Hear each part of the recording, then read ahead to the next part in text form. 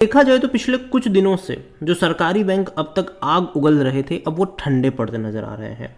चाहे वो कैनरा बैंक पिछले एक महीने में 9% गिरा हो, चाहे वो बैंक ऑफ महाराष्ट्र पिछले एक महीने में 12-12.5% गिरा हो, चाहे वो यूको बैंक पिछले एक महीने में तकरीबन 12-12.5% ये भी गिरा है। और यूनियन बैंक ऑफ इंडिया अगर आप देखोगे तो ये तो 20-21% तक गिर चुका है। लेकिन वीडियो में स्पेसिफिकली हम बात करेंगे कैनरा बैंक के बारे में, क्योंकि यहाँ पर 9.5% की गिरावट ज़रूर है और बात करना बनता भी है कि वैसे भरोसा कर सकते हैं कि नहीं। और स्प्लिट भी हुआ अभी हाल फिलहाल में ये। तो देखिए, वीडियो को शुरू करो उससे पहले अगर आपने अभी तक चैनल को सब्सक्राइब नहीं किया है तो प्लीज़ अभी इसे सब्सक्राइब कर लीजिए, क्योंकि आगे भी बहुत सारे वीडियोस हैं जो आपको काफ़ी ज़्यादा हेल्प करेंगे। तो 116 रुपये का प्राइस है, एक महीने में 9.5% का डिक्लाइन है।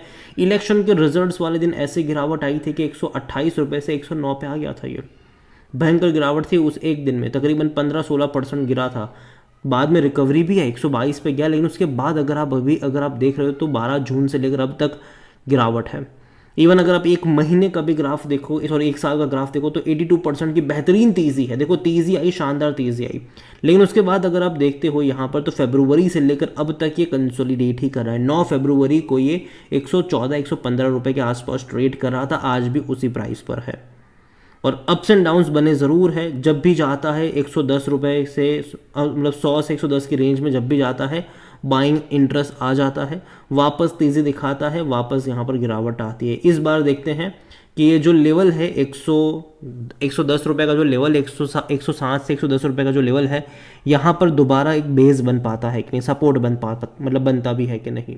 वॉल्यूम भी देखा जाए तो आज 2.5 करोड़ जितने शेयर ऑलमोस्ट यहाँ पर ट्रेड होते नजर आए। ऑल टाइम हाई जो है वो तकरीबन 165 रुपये का है, लेकिन एक्चुअली में ये उससे भी ऊपर गया था, लेकिन प्राइस एडजस्ट हुआ है बोनस वगैरह के चलते। और यहाँ पर मार्केट कैप इसका देखोगे तो 1,05,000 करोड़ के आसपास का है, और लो 8 रुपये का, जो कि कभी नहीं बना। ये एडजस्टेड प्राइस है, उसके चलते आपको इतना देखने को मिल रहा है।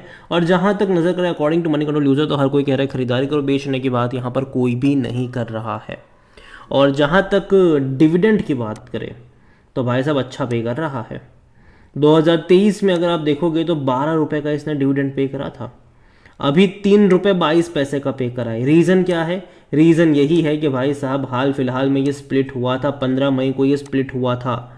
तो यहाँ पर अगर आप देखोगे तो 2 शेयर पे 10 शेयर बन गए, जो 2 शेयर के मतलब 1 शेयर का 5 शेयर कह लो, 2 शेयर के 10 शेयर कह लो यहाँ पर, और उसी के चलते प्राइस एडजस्ट हुआ है। अगर नहीं हुआ होता तो आज भी ये जो 116 रुपया प्राइस देख रहे हो, उसकी जगह इसका जो प्राइस है वो 550 से 600 रुपये के आसपास होता।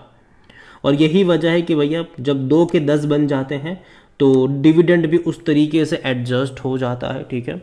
वरना अगर आप ये मान के चलो कि 15 रुपये के आसपास का ये डिविडेंड था, 15 रुपये से ज़्यादा का, 16 रुपये के आसपास का ये डिविडेंड था, ठीक है। अगर हम उस तरीके से अगर इसको देखते हैं तो, और अच्छा खासा पे कर रहा है। अगर आप देखो तो बीच में जब लॉस में था ये बैंक, ठीक है, तो पे नहीं कर रहा था। 2017 में पे करा था, 18, 19, 20, 21 तक पे नहीं करा था, लेकिन 22 से जब पैसा कमाना स्टार्ट करा, 6.5 रुपये का पे करा 2022 में, 12 रुपये का पे करा 2023 में। इस बार यहाँ पर स्प्लिट हो गया था, 2 शेयर के 10 शेयर बन गए, तो उसके चलते डिविडेंड कम हुआ 3 रुपये 22 पैसे का। लेकिन अगर आप इसको कंसिडर करते हो, स्प्लिट अगर सब कुछ आप कंसिडर करते हो, तो एक्चुअली में ये इसने जो डिविडेंड दिया है वो ऑलमोस्ट 16 रुपये के करीब का बनता है, जो कि बेहतरीन चीज़ थी। और जहाँ तक नंबर्स बात करें तो देखो पिछले 2 सालों में अच्छा रेवेन्यू आया है इनका। सेम चीज़ अगर हम प्रॉफिट को लेकर भी देखें तो भाई साहब शानदार प्रॉफिट है। उससे पहले लॉस था 2020 में, अगर आप देखो यहाँ पर लॉस थे, लेकिन 21 से क्या हुआ, 2,700 करोड़ का प्रॉफिट हुआ, 22 में 5,800 करोड़ का प्रॉफिट हुआ, 23 में 10,800 करोड़ का प्रॉफिट हुआ, और 24 में 14,780 करोड़ के आसपास का प्रॉफिट, बेहतरीन प्रॉफिट यहाँ पर देखने को मिला। और शेयर प्राइस भी बढ़ता नजर आया। इसके अलावा अगर हम देखें तो भाई साहब डिविडेंड बहुत भारी पैमाने पर पे करते नजर आए हैं ये लोग। अगर कैनरा बैंक में अगर हम वैल्यूएशन की बात करें तो देखो महंगा नहीं है, 7.5 का पी है, सेक्टर पी 17-18 का है, 64% एनालिस्ट कहते हैं खरीदारी करो। फाइनेंशियल्स अगर हम देखें इस बैंक के तो बेहतरीन रहे पिछले कुछ क्वार्टर में, रेवेन्यू में लगातार तेज़ी है और प्रॉफिट भी इंक्रीज होते नजर आए। 3,755 करोड़ के आसपास के इनके प्रॉफिट्स थे लास्ट क्वार्टर में, और तकरीबन 37,000 करोड़ से भी ज़्यादा का इनका रेवेन्यू था, और ये लगातार इंक्रीज मोड है। अगर आप रेवेन्यू वाइज देखते हो तो देखो, इससे पहले इनका जो रेवेन्यू था वो 22,000 करोड़ के आसपास हुआ करता था, वो अब बढ़ के 3740 के आसपास जा रहा है। तो रेवेन्यू वाइज बहुत बड़ी तेज़ी quarter on quarter year on year base पे यहाँ पर देखने को मिली है। प्रॉफिट वाइज भी अगर आप देखते हो तो अच्छे खासे नंबर्स हमें यहाँ पर देखने को मिल रहे हैं, जो कि अच्छी बात है। इवन प्रॉफिट काफ़ी बेहतर तरीके से इंक्रीज हुआ इनका। शेयर होल्डिंग के बारे में देखें तो देखिए प्रमोटर के पास 62.93% की होल्डिंग है। प्रमोटर यहाँ पर गवर्नमेंट है। इंस्टीट्यूशंस के पास भी अच्छी खासी क्वांटिटी है। 5.82% जो है वो म्यूचुअल फंड के पास है। 8.57% जो है वो डोमेस्टिक इंस्टीट्यूशंस के पास है। 10.57% जो है वो एफआईएल्स के पास है। रिटेल और अदर के मिलाकर 12.11% की होल्डिंग है, जिनमें से रिटेल इन्वेस्टर 6% पर है, जो अदर पार्टीज है वो 6.11% का स्टेक यहाँ पर लेकर बैठे हुए हैं। और अगर मैं दिसंबर से कंपेयर करता हूँ तो कहीं ना कहीं उतना बड़ा फ़र्क नहीं आया है, लेकिन इतना ही कहूँ कि अभी नेक्स्ट जून के नंबर्स देखना इंटरेस्टिंग होंगे, क्योंकि जब भी इस तरीके का स्प्लिट होता है तो एक प्रॉफिट टेकिंग उसके बाद देखने को मिलती है। और इस बार देखते हैं कि क्या होता है यहाँ पर। तो देखो ओवरऑल मैं अभी के लिए तो इतना ही कहूँगा कि कैनरा बैंक देखो ख़राब बैंक नहीं है, अच्छा बैंक है, शानदार बैंक है, लेकिन अभी कंसोलिडेशन वाला फेज़ इसका चल रहा है। इवन अगर आप इसका ग्राफ देखते हो तो लगातार पिछले कुछ टाइम से गिरावट वाला ग्राफ है, ठीक है। तो कहीं ना कहीं मुझे लगता है कि शायद थोड़ा सा और डिक्लाइन यहाँ पर पॉसिबल है, लेकिन एक 100 रुपये से लेकर 110 रुपये का जो लेवल है वहाँ पर एक बाइंग इंटरेस्ट जनरेट होना चाहिए। अगेन ये मेरा पर्सनल ओपिनियन है। यहाँ पर अगर आप 5 साल का ग्राफ देखो तो कोविड के टाइम पर ये आपको 15 रुपये के आसपास मिल रहा था, तब से लेकर अब तक काफ़ी अच्छी तेज़ी दिखाई है, लगातार भागा है। इवन अगर आप इसका मैक्सिमम ग्राफ देखोगे तो भाई साहब देखो सरकारी बैंक जो थे वो काफ़ी ज़्यादा बड़ी गिरावट दिखाते हुए हमें नज़र आए थे पिछले कुछ सालों में, लेकिन पूरा खेल पलटा ज़रूर है। कोविड के बाद पूरा खेल पलटा है, वैसा पूरा बाजार भागा है, ऐसा भागा है कहीं पर भी रुकने का नाम नहीं लिया है।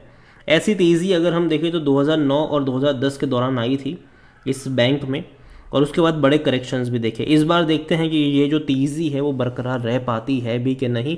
जहाँ तक मुझे लगता है कि सरकारी बैंकों में डेफिनेटली पोटेंशियल रहने वाला है आने वाले टाइम में, क्योंकि अब सरकारी बैंक पहले की तरह नहीं रहे हैं।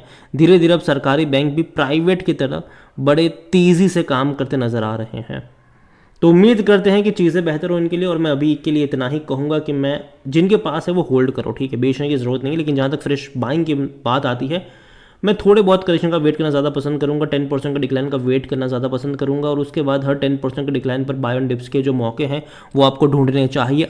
अगेन कहूँगा कि ये मेरा पर्सनल ओपिनियन है, कोई भी इन्वेस्टमेंट एडवाइस नहीं है। ये वीडियो को यहीं पे एंड करता हूँ। पसंद आया हो तो लाइक करो, शेयर करो। चैनल अगर पहली बार है तो प्लीज़ सब्सक्राइब करो। कैनरा बैंक के बारे में आप क्या सोचते हैं वो भी आप मुझे कमेंट में लिखकर बता सकते हैं।